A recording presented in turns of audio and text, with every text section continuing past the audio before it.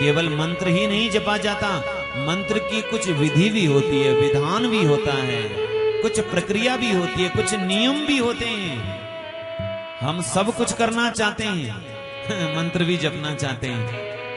कुछ लोग तो मांस भी खाना चाहते हैं और भक्ति भी करना चाहते हैं, शराब भी पीना चाहते हैं, भक्ति भी करना चाहते हैं। वो चाहते हैं कि दोनों हाथों में लड्डू बना रहे, भक्ति भी होती रहे और बुराई भी करते रहें।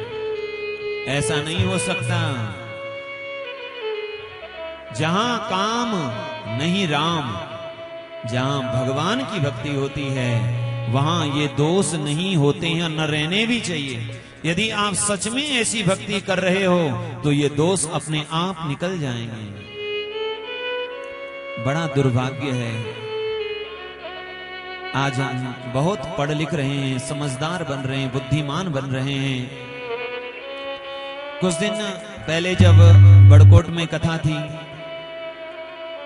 कुछ विद्यालय में जाने का अवसर मिला,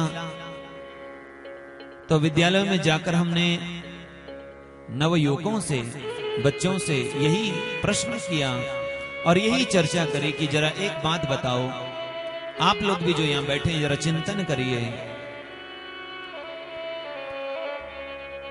इस बात से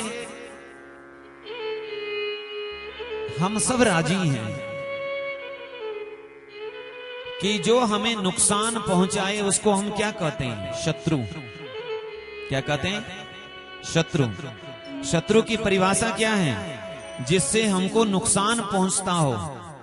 मतलब नुकसान पहुंचाने वाले को क्या कहते हैं? बोलिए बोलिए बोलिए, थोड़ा आवाज कम, आवाज क्या कहते हैं? अच्छा, सुबह से व्रत रखा है आप लोगों ने, इसीलिए। नुकसान पहुंचाने वाले को क्या कहते हैं? शत्रु। अच्छा, फायदा पहुंचाने वाले को क्या कहते हैं? मित्र। ये बात में आप लोग सहमत हो? सब सहमत हैं? इस बात से सब सहमत हैं? ठीक है। अब सीधी बात क्या हो गई? जो हमको नुकसान पहुंचाए वो हमारा शत्रु, जो हमको फायदा पहुंचाए वो हमारा शत्रु, मित्र। अब जरा विचार करो, यदि कोई आपको नुकसान पहुंचा रहा है, आपके शरीर को, आपके मन को, तो वो क्या है? आपका शत्रु। और जो आपके शरीर को, आपके मन को लाभ पहुंचा रहा है वो क्या है? आपका मित्र है। तो जरा विचार करो, गुटखा खाकर, शराब पीकर, मांस खाकर और पाप कर कर आप आपको नुकसान पहुंचा रहे हो, तो आप आपके क्या हो? शत्रु हो।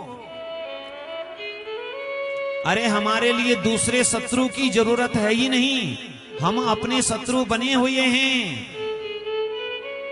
अरे शत्रु तो उसको चाहिए जिसको हानि पहुंचाने वाला कोई और न हो।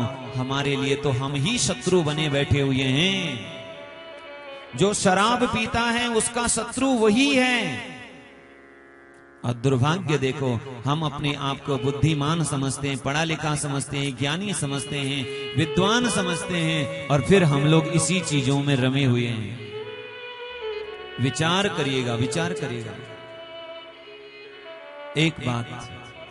दूसरी बात, जो कुछ समझदार लोग हैं, वैसे सभी समझदार हैं, सब भगवान के हैं, लेकिन भगवान की माया ऐसी है, सबको मोहित करके रखा हुआ है। आज के समय जैसे देवी देवताओं के नाम पर कुछ लोग पाप करते हैं, वैसे विवाह के नाम पर भी कुछ लोग पाप कर रहे हैं। मैं आपसे कहूं, ये विवाह के ऊपर जो आप लोग शुभ विवाह लिखते हो, वो शुभ विवाह का लिखने का अधिकार उसी को है जिसका विवाह सच में शुभ हो।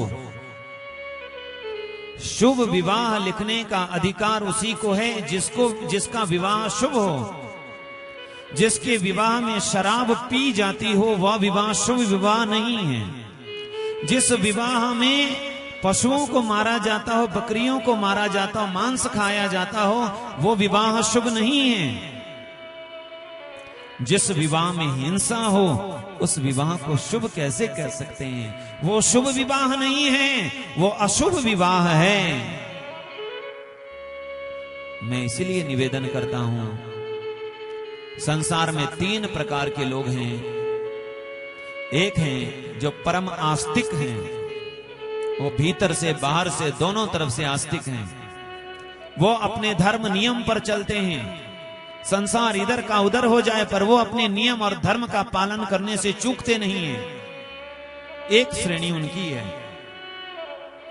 दूसरी श्रेणी महापापियों की है, नास्तिकों की है।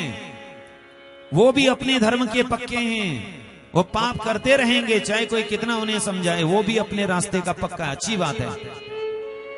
एक परम आस्तिक पक्का, अच्छी बात। एक परम नास्तिक पक्का, अच्छी बात है, कम से कम एक तरफा तो है। लेकिन ये जो हम लोग बीच में हैं ये ठीक नहीं है। हम न आस्तिक हैं न नास्तिक हैं, न उधर जा पाए न इधर जा पाए, न पूरे पूरे नास्तिक हैं और न पूरे पूरे आस्तिक ही हम बन पाए। हमारे जीवन में पाखंड है, हमारे जीवन में क्या है? पाखंड है। हम लिखते कुछ हैं, करते कुछ हैं, दिखते कुछ हैं, करते कुछ हैं, बोलते कुछ हैं, करते कुछ हैं। हम चाहते हैं लोग हमें ऐसा बोले, मैं बहुत बड़ा हूं, बहुत बढ़िया हूं, बहुत धर्मात्मा हूं, बहुत ज्ञानी हूं, तपस्वी हूं, बहुत अच्छा आदमी हूं। पर कर्म और विचार और हमारी क्रिया बिल्कुल मनुष्यों से भी और बदतर है। श्रीमद् भागवत महापुराण के 5वें स्कंद में जहां पर नरकों का वर्णन किया, वहां कुंभी पाक नरक का वर्णन करते हुए सुखदेव भगवान कहते हैं, पुरुषादैरपि गर्हितम। पुरुषाद यानी कौन? जो पुरुषों को खाने वाले हैं। ऐसे असुरों के द्वारा, दानवों के द्वारा भी जो निंदित कर्म है, वो कर्म है किसी जीव को मारना। हिंसा जो कर्म है, वह हिंसा का कर्म इतना बुरा है कि उसको, उसकी निंदा असुर भी करते हैं, राक्षस भी करते हैं। शादी ब्याह में विवाह के नाम पर पाप न करें, पाप न करें। अरे और चीजों में पाप करो ना, तुम पाप करने के आयोजन करो, करो पाप और चीजों में। पर जो हमारे संस्कार हैं, विवाह एक संस्कार है, विवाह एक मंगल संस्कार है, उस संस्कार को दूषित मत करो, उस संस्कार को खराब मत करो। अपनी उस परंपरा को, उस मर्यादा को बनाए रखो। हाँ, विवाह कोई दिखावा नहीं है। देखो, 5 लाख लोगों को खिलाकर 5 करोड़ रुपए खर्च कर दो, जब तक वैदिक विधि नहीं, जब तक फेरे नहीं, जब तक कन्यादान नहीं, तब तक विवाह नहीं माना जाएगा। और आप 5 लोगों को भी मत खिलाओ, यदि आपने वैदिक विधि संस्कार ठीक से कर लिया है तो आपका विवाह माना जाएगा। तो विवाह है क्या? खिलाना पिलाना विवाह है, दिखावा करना विवाह है, वह आडंबर करना विवाह है। विवाह एक संस्कार है, और संस्कार के नाम पर हम लोग जो कर रहे हैं वो ठीक नहीं है।